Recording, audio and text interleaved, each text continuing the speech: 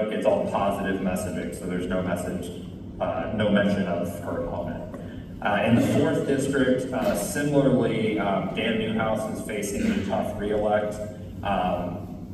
He has had a solid voting record. He is also a high-ranking member on the Appropriations Committee, which is a very important committee as well. They oversee all of the congressional spending. So once the budget is passed, they're the ones that have to make the numbers work and make sure the money gets to the programs and all of those things. So it's a very influential position, particularly behind the scenes, and he's been very helpful there.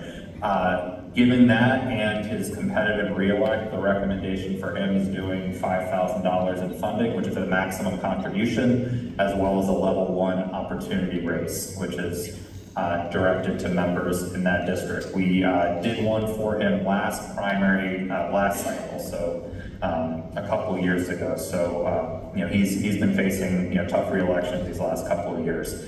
The 5th and 6th district, those are both open with Kathy McMorris-Rogers and Derek Kilmer both opting to not run for re-election. Those interviews are in progress, so we do not have any recommendations there at this time.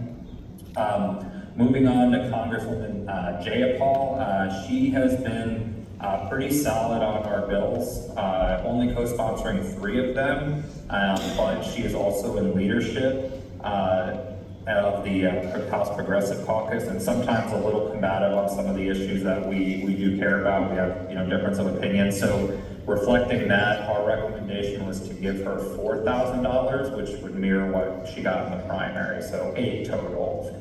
Dr. Kim Schreier, she's in the 8th district.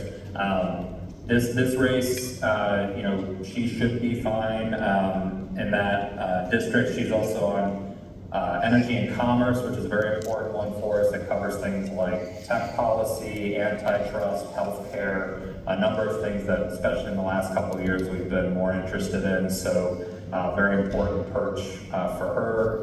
She also has co-sponsored 5 of our pieces of legislation that we care about, which is great. So the recommendation for her was max funding at 5 and mirroring the primary. Then we have Adam Smith. He is in leadership as well. He's the ranking member of the Armed Services Committee, potentially becoming the chair if Democrats were to take the House, which is a very influential position. He also has a very solid voting record on our issues. And then last but not least, Marilyn Strickland.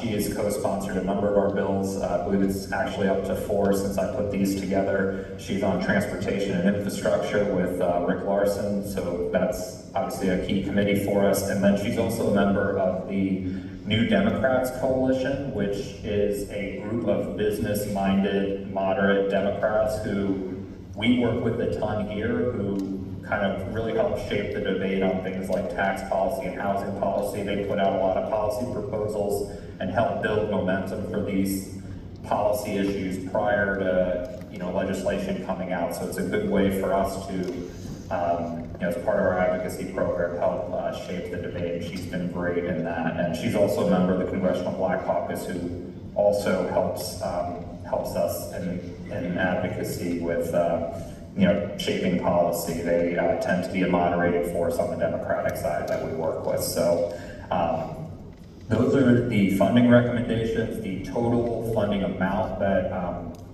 we are requesting your consideration for is $39,000. But with that, I'd like to open up if there's any questions or anything from the room.